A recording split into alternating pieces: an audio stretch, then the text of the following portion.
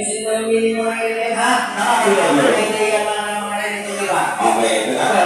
uy, ang napansin ko mga ang ganda ng sapatos ng Morel. Alam mo yung parte ng ang sarap tapakan? Ramon. Wala nang ginagawa sa akin yung recorder, pero parang ang sarap tapakan ng Vitus niya. Oo.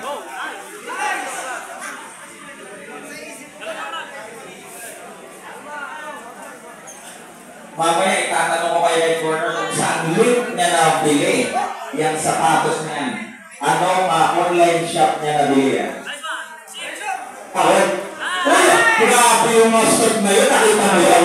Yung mustard na yun. Okay ha? Hindi na dati ito kasi. Kung sa Cartimar binigay, may tatak ng Cartimar o? Wala.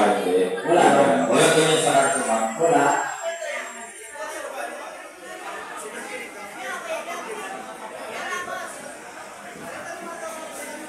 Okay, palitan daw. Stop time. Ipitan lang yung sa taas. Ipitan yung sa taas lang yan.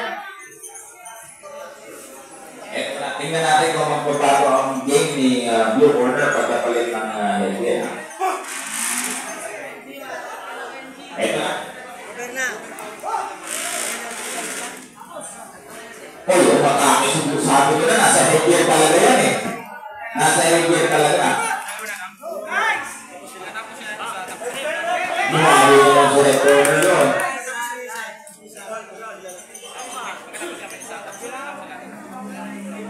Hoy! Rep! Nagdahilan na lang yan. Bilangan nyo. Palitan na yan. Palitan. Rep, pinalitan na yan eh. Pag ano pa, iayaw mo na yan. Oh. Nice body shot by Red Horn. Mga lumaching ko yung move ng recorder natin. Video, lumaching ko.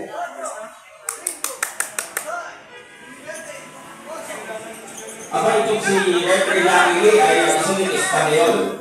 Oo. Chinese-Spanish. Lucky E. Chinese sa Spanish? Chinese-Spanish. Alam mo yung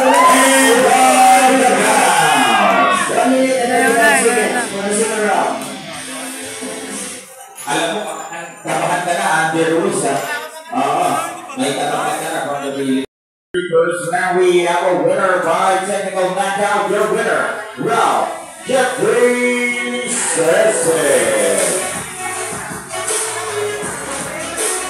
Alam mo, dapat ang sound na ipinoproduce nito sa mga boxer.